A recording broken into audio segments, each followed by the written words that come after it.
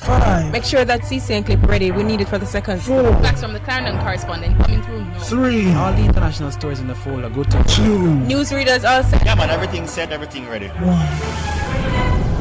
From the grill to Morant Point, News Talk 93 FM has got it covered. Across the 7 seas to the 4 corners of the world, it's all captured on the 93 radar. 93.1, 93.3, 93.5, 93.7 and 93.9 on your FM dial. World News at 5 starts now.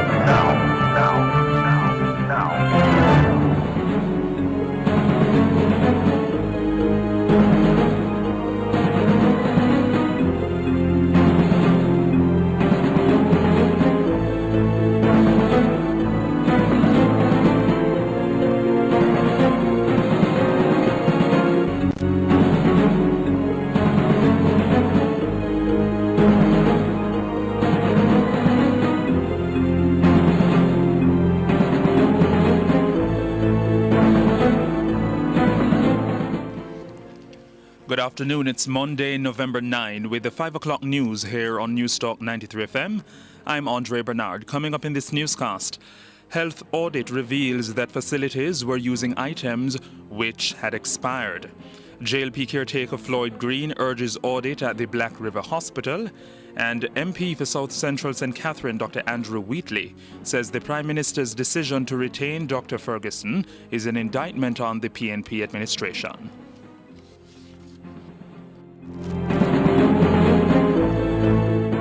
And now the details. The health audit of the Northeast Regional Health Authority, NERA, has shown that health facilities were using items which expired almost 10 years ago. The situation is being blamed on the absence of a proper inventory and record-keeping system at the various wards of the facility. The findings are contained in the audit of the regional health facilities that was released on Friday after being suppressed by the government. The Northeast Regional Health Authority covers the parishes of St. Anne, Portland and St. Mary.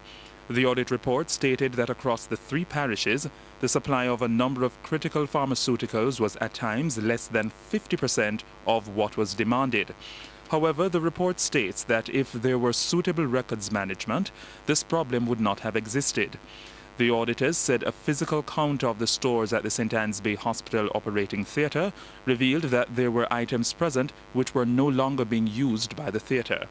It said some of the items which expired from as far back as 2006 were in storage in excess.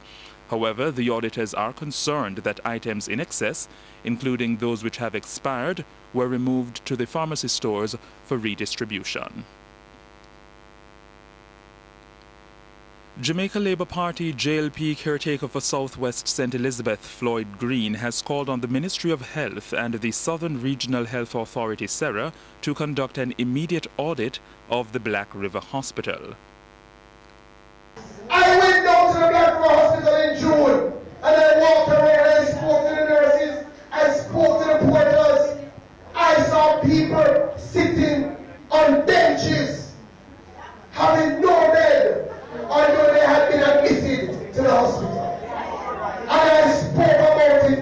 I said the Southern Regional Health Authority needs to come and look at what is happening at Black River urgently. Green has expressed shock and concern at the fact that the Black River Hospital was not included in the recently released audit of health facilities. So I was looking forward for the audit because I know I never make up the story. So as the audit comes, it's standing plan and download it. And I look through the audit.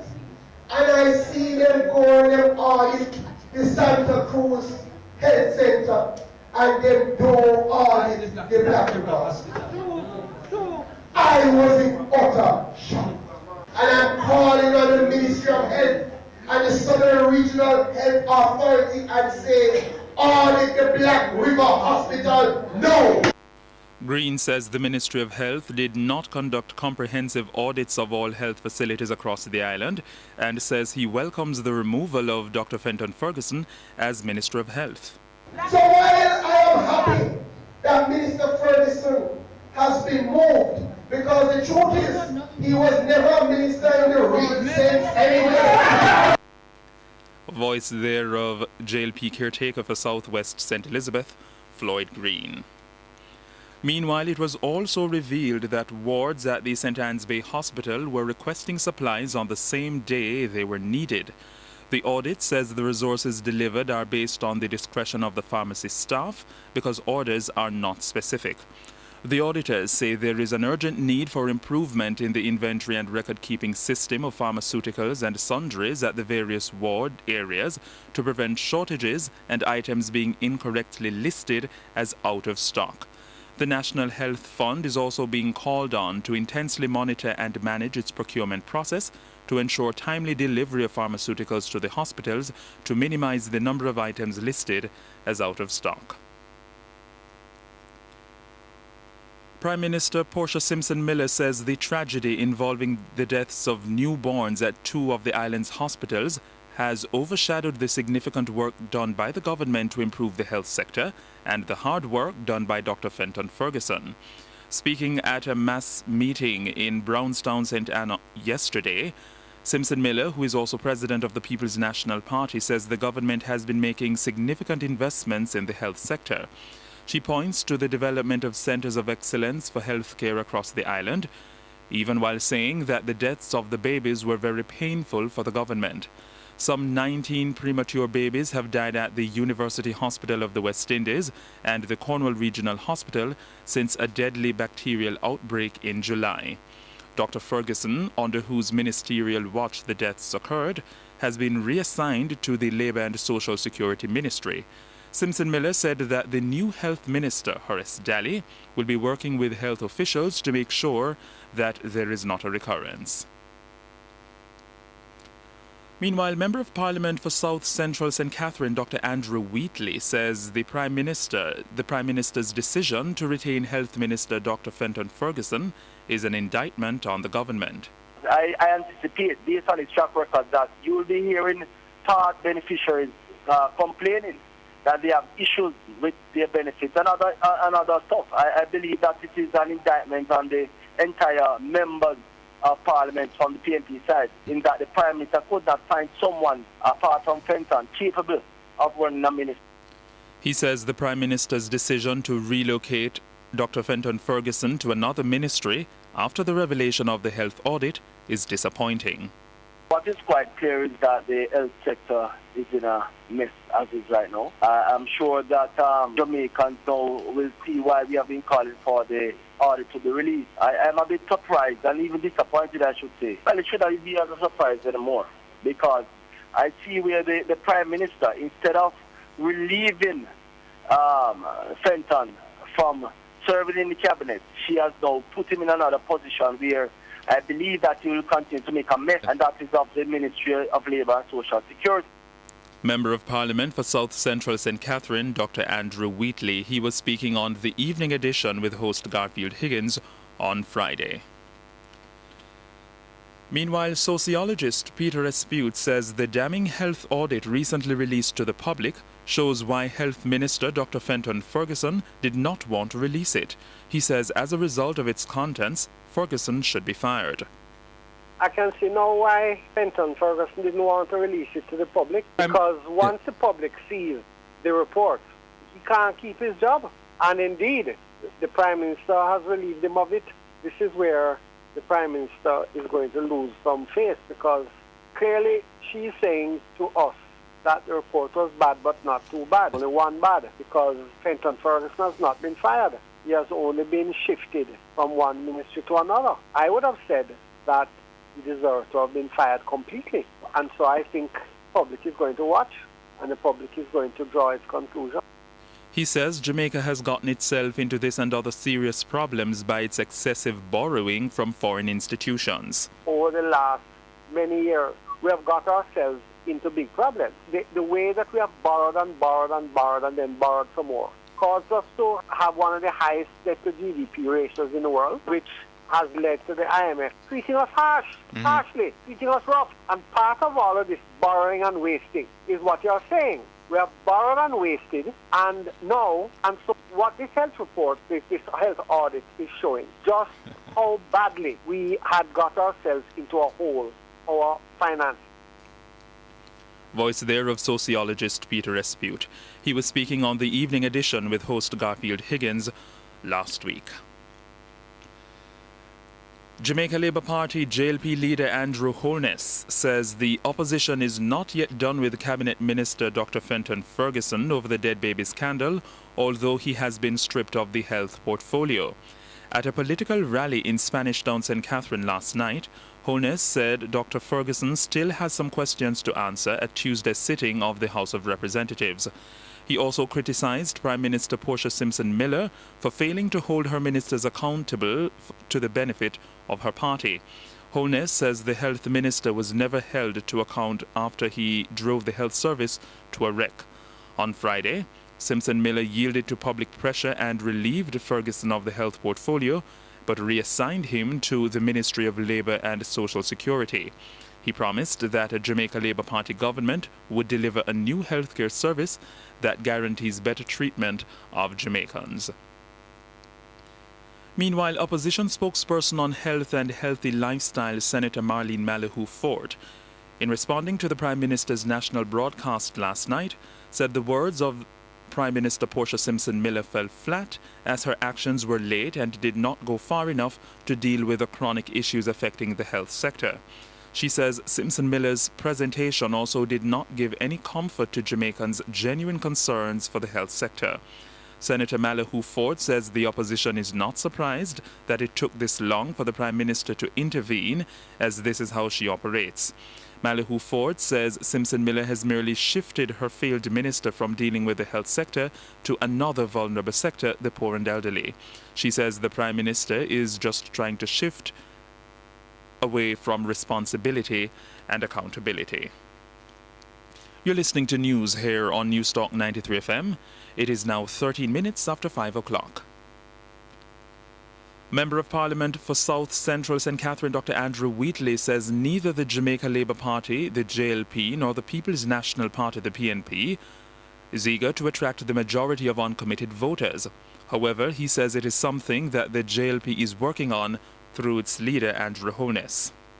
None of the two political parties are able to really attract that mass of uncommitted voters. We believe that it is something that we must seriously tackle. In fact, our approach to this is to target these uncommitted voters. And the leader of the party, Andrew Holness, at every opportunity, he tries to encourage young people, persons who are uncommitted to make their say, because we cannot have a situation where the minority decides the future for the majority. Member of Parliament for South Central St. Catherine, Dr. Andrew Wheatley. Meanwhile, Member of Parliament for South East St. Anne, Lisa Hanna, says on many occasions she had come close to giving up, but she said she never will. She was relating her story to comrades at a People's National Party PNP rally in Brownstown, St. Anne last evening. She told comrades that they should never lose sight of their purpose as human beings and PNP supporters because they are special. I want to say something very simple to all of us here this evening.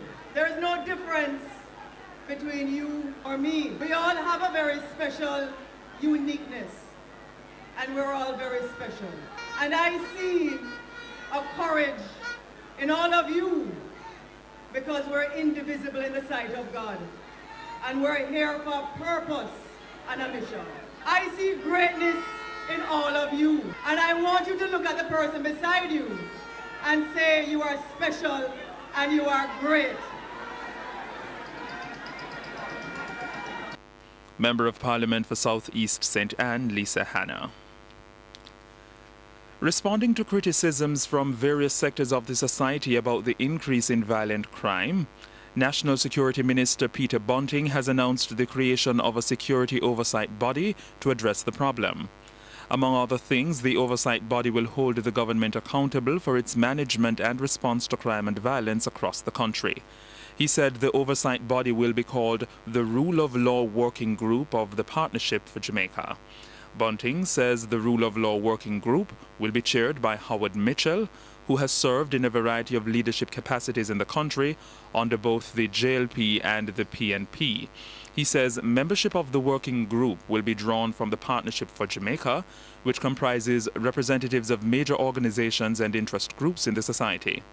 Bunting says the establishment of the oversight body will give citizens a greater voice and influence in the national effort to reduce the unacceptable high levels of crime and violence, especially murders.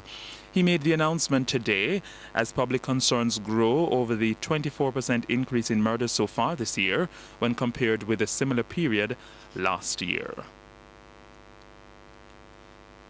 2 police officers have been freed of charges laid against them in 2013. The cops were charged with breaching the Corruption Prevention Act. Constables Greg Drummond and Dean Thomas were freed at the end of a trial in the Corporate Area Resident Magistrates Court.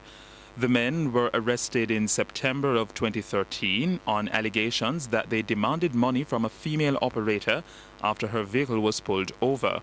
The men were represented by attorney Peter Champagny and his junior Kemar Robinson. In news from the region, Petrotrin officials have been notified of the discovery of a black substance at San Fernando in Trinidad and Tobago. The black substance, believed to be crude oil, was discovered by Water and Sewage Authority WASA workers yesterday. Reports are that WASA was assisting the San Fernando City Corporation in cleaning drains in the city. Officials said Petrotrin was informed and a team was dispatched to investigate. The area was cordoned off to facilitate further investigations. And that's local and regional news. For international news, let's join the BBC. BBC News with Jonathan Izard. The International Anti-Doping Agency has called for Russia to be suspended from athletics competitions because of widespread abuses. In a damning report, a commission said the doping could not have occurred without the approval of the Russian authorities, who have dismissed the allegations as baseless. The head of the German Football Association, Wolfgang Niersbach, has resigned in a scandal about the awarding of the 2006 World Cup. It comes just days after police raided his home as part of an investigation into the transfer of more than $7 million to the sport's governing body FIFA. He denies any wrongdoing. The Nigerian President Muhammadu Buhari has sacked the head of the country's anti-corruption agency, Ibrahim Lamord. No reason has been given for his removal. Mr. Buhari won the presidential election earlier this year, vowing to fight corruption. The government of Chad has declared a state of emergency in the Lake Chad region, the day after 2 people were killed in a suspected Boko Haram suicide bomb attack. Ministers say the sweeping powers to control the movement of people and vehicles are needed because the area, which borders Nigeria, is a hotspot for the Islamist militants. The United States has strongly condemned a shooting at a police training academy in Jordan in which at least 5 people, including 2 Americans and a South African, were killed. A White House spokesman described the attack as a cowardly act. The authorities in Brazil have suspended the license of the Samarco mining company after 2 dams it used to hold wastewater from iron ore collapsed. 2 people died when rivers of mud descended on the village of Bento Rodrigues, engulfing homes and cars. Another 25 are missing, presumed dead. The company has been ordered to pay compensation to the victims of the accident. At least 10 people in Mexico have been killed in a shooting during a cockfight event in the central state of Guerrero, where the authorities are struggling to curb drug-related violence. A 12-year-old boy is among the victims. BBC News.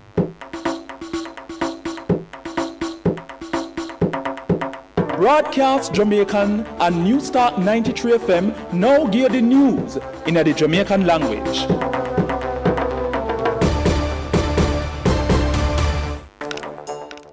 Good evening. My name is Kadeen Marshall and this is the news in the Jamaican language.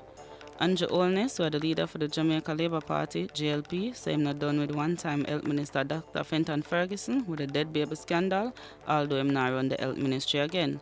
Holness been attacked at one political rally in a Spanish town last night, and him said Dr. Ferguson still have some question for answer Tuesday at the House of Representative. Him said the Prime Minister Portia Simpson-Miller no all our minister them for no wrongdoing to show and benefit our party. Friday gone, the Prime Minister take back the health portfolio from Ferguson and put him in charge of labour and social security. Holness same government would take better care of the health sector and make sure the Jamaican people get better service. One-time police officer Newton Amos are going to run for the Jamaica Labour Party JLP in a Northwest St. Catherine. He may run against MP Robert Pickersgill. Amos tell the crowd in a Spanish town so nothing can stop him from win the seat. Him say him party leader expect him to win the seat where Pickersgill have from 1989. The police said them catch back the man who being wanted for the murder of one police constable. The police released one statement so them catch back Nicholas Drummond, where people call Tiki Dollar, in a one operation in a Esha district in a St. Mary's at the gun. Drummond being get from police when Dr. Bainer treat him at the Kingston Public Hospital, KPH, early September. Police say him lock up now at the Kingston West Police Station and them go ask him some question in front of him lawyer and charge him for murder of Constable Lyndon Barrett. 2 other men get charged for murder too. News from the rest of the Caribbean. One World Bank report as the 2.6 million people in Latin America and the Caribbean could get really poor in 2030. The report has said people are going to get poor because they are going to get sick from climate change and warmer temperature are going to affect the way people do them work. Them say climate change are one of the things that could make people get poor again. The report come out 1 month after the country them are going to meet up in Paris for talk about international climate change, but them say the climate change will mash up the poorest country them the most. News from foreign. Nicolas Maduro, where the president for Venezuela, are going to talk at the UN Human Rights Council meeting. This come off a certain international group across about the way of Venezuela angles certain human rights situation. The country get vote back in for UN General Assembly last month, and the president are going to talk at the meeting 2 weeks before him country general election. Enough Human Watch and some other human rights group never want Venezuela get back one seat on the council. My name Kadeen Marshall, and that are the news in the Jamaican language. Broadcast Jamaican and Newstar 93 FM just gave the news in the Jamaican language.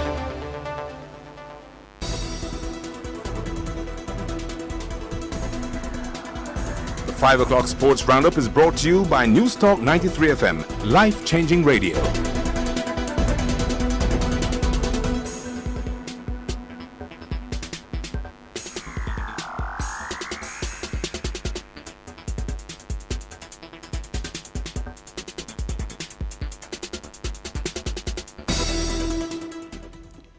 Good afternoon. With your 5 o'clock sports roundup here on Newstalk 93 FM, I am Mikhail Drama Johns, and we begin with football. Match day 11 of the Red Star Premier League RSPL wraps up this evening with the Monday night football fixture. That will see Cavalier SC Hunter win to climb from the cellars. Bottom on 9 points, Cavalier face 6th place Harbourview, who have 14 points. A win for Harbourview will move them 5th, as will a draw. Yesterday's RSPL results, meanwhile, saw debutants UEFC beat Tivoli Gardens 5-2 in what became a heated contest.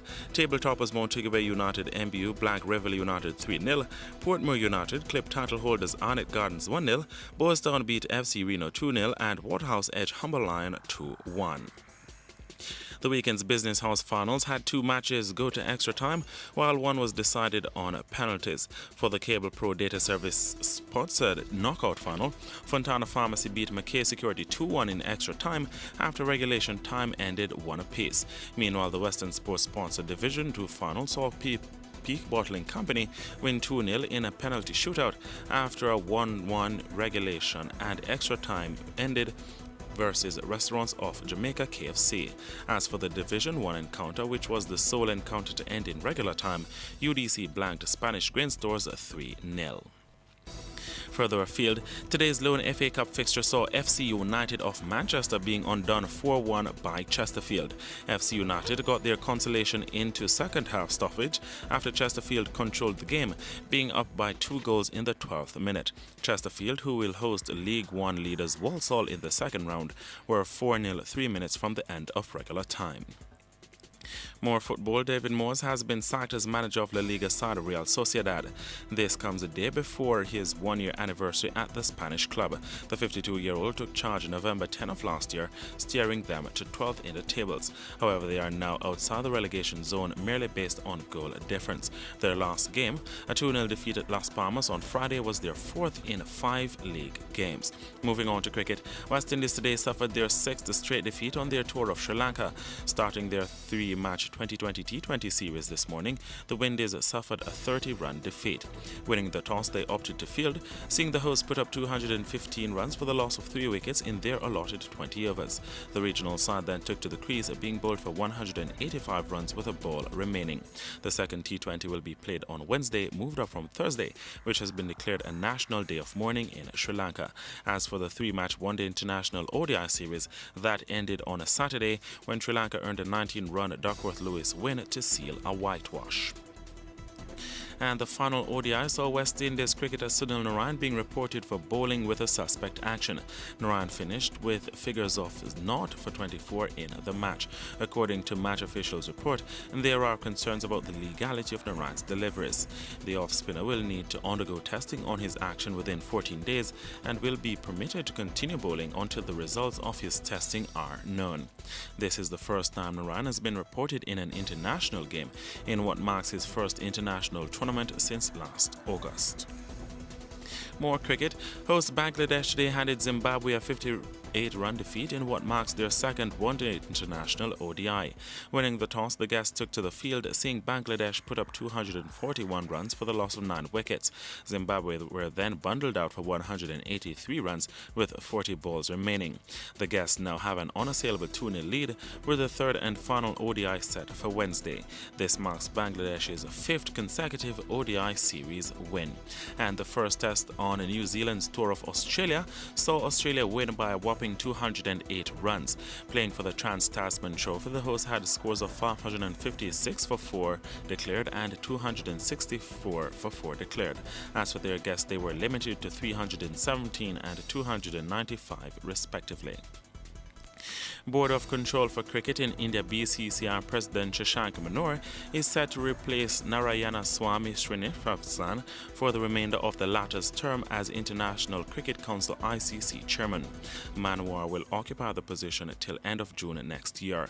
BCCI also appointed former ICC President Sharad Pawar as the second nominee to attend ICC meetings in case Manwar was unavailable. And finally, in athletics, a World Anti-Doping Agency Commission report has recommended Russia be banned from athletics competition. WADA's independent commission examined allegations of doping, cover-ups and extortion in Russian athletics, which also implicated the IAAF, the sport's world governing body. It also warns 5 athletes and 5 coaches to get lifetime doping bans. And that's it for the 5 o'clock sports roundup here on Newstalk 93 FM. I am Mikhail Drama Johns saying stay tuned for the business news and weather report.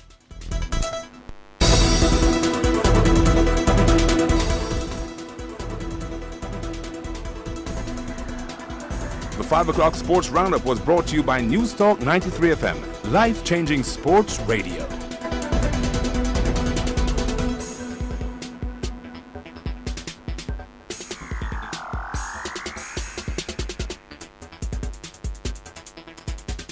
At 5:28, it's time for business news. On the local stock market, the index advanced by 905.02 points to close at 135,093.81.